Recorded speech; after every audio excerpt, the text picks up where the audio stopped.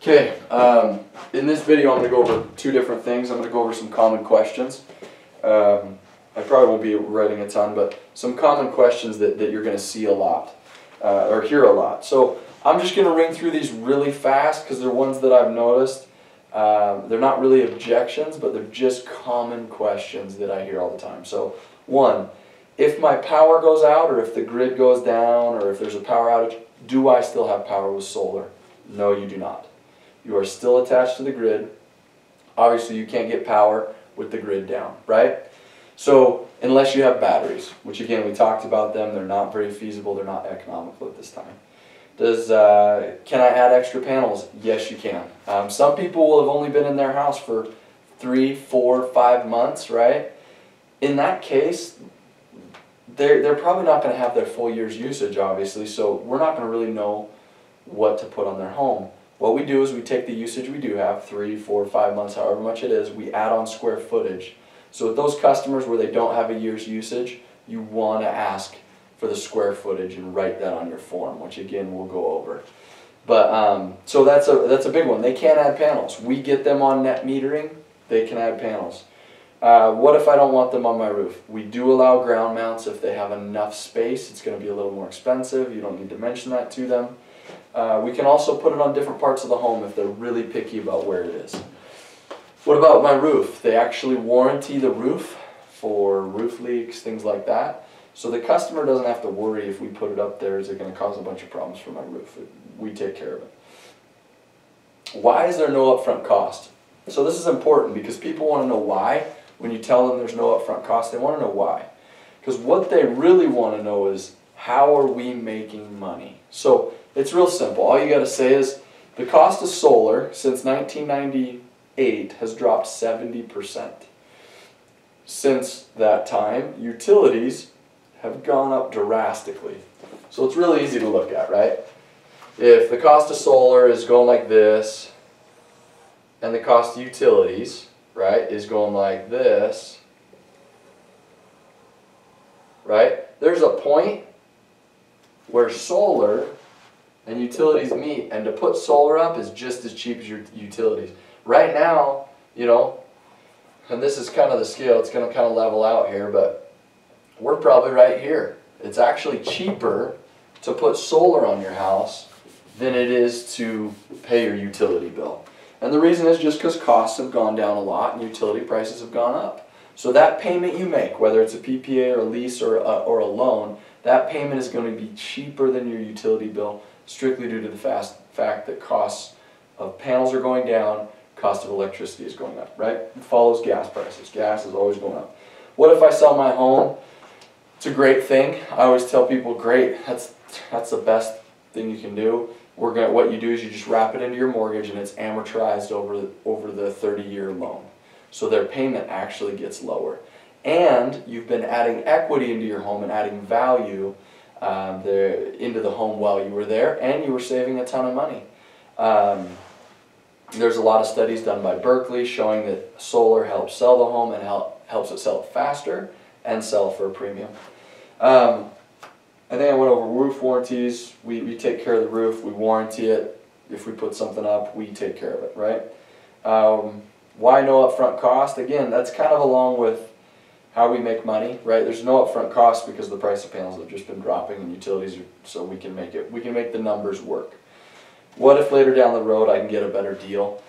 You can always say that. I always tell people, sure, I could wait for the iPhone 30, but you know, what am I going to do till then?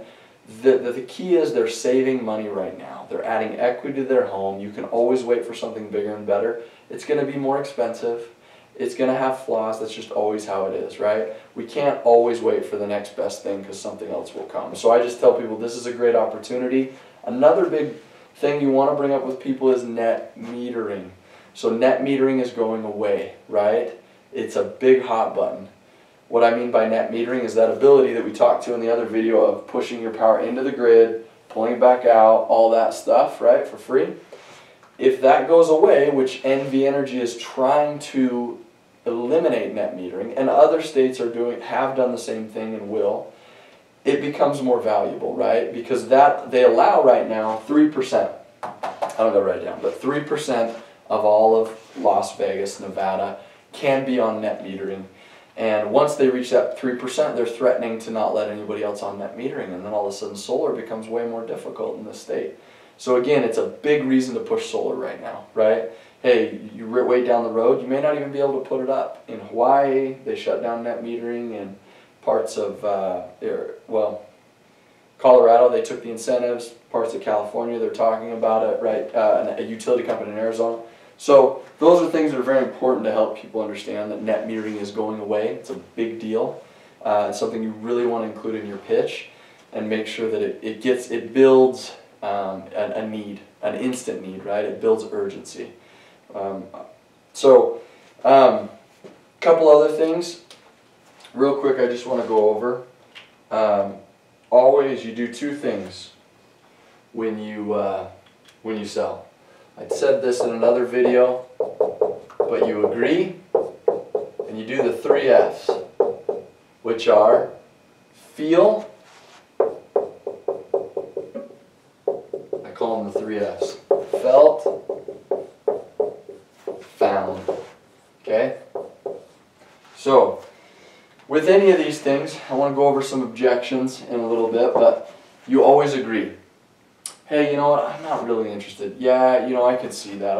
I get why you're not. A lot of your neighbors aren't or haven't been interested. But you know what we've noticed? Once we help them understand that, you know, blah, blah, blah, net metering is beneficial, it doesn't cost anything, right? So all you do is you always agree. Hey, you know, it's too expensive. I agree with you. Hey, you know, solar's ugly. I agree with you, right? Always agree, or I can see where you're coming from, or I get it, that makes sense.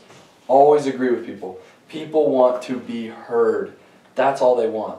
They want to be heard, they want to be understood, they want to be, they want you to be on the same side. People naturally will argue if you give them a reason to argue. If they say, hey, you know what, yeah, I don't know, we just don't spend enough on our utility bill. Well, yeah, you do. You do spend enough. No, you say, hey, you know what? You may not. You might not qualify for it. Always agree with them. Then the best one is to come over feel, felt, found. What this is, hey, someone says, you know, I'm not really interested. Solar's too expensive. I agree with you. And then you go, your neighbor, Michael, Jim, Sally, she feels the same way. Right? She felt that way, but what she found is, once I explained the program to her, she understood the incentives and the fact that she was paying less for her power, then it made sense, right? So, I agree with you. I understand why you feel that way. John felt the same way, but what he found is, that's not necessarily the case, right? The reason you do this is it's a way to tell someone they're wrong, without directly telling them they're wrong. No one wants to hear, no, that's not true, that's not how it works, or, yeah, but nobody wants to hear that. They want you to agree and then say, yeah, I understand. I see how you feel. I can understand how you feel. You know, Betty down the street, she felt the same way. She thought the solar might damage her roof. She felt that way. But what she found is once we explained the warranties, that we maintain it, we insure it, we deal with roof leaks, she was comfortable, right? Yeah, hey, you know, you might be moving, I agree. You might not want to deal with it right now. You know, I can see why you feel that way. Your neighbor down the road, I don't know if you know him, but he felt the same way. But what he found is if he can add equity to his home, he can save money while he's here and just, you know, be able to provide clean, renewable energy for the new homeowner that comes in and add value. It's a win-win. So this is a big deal.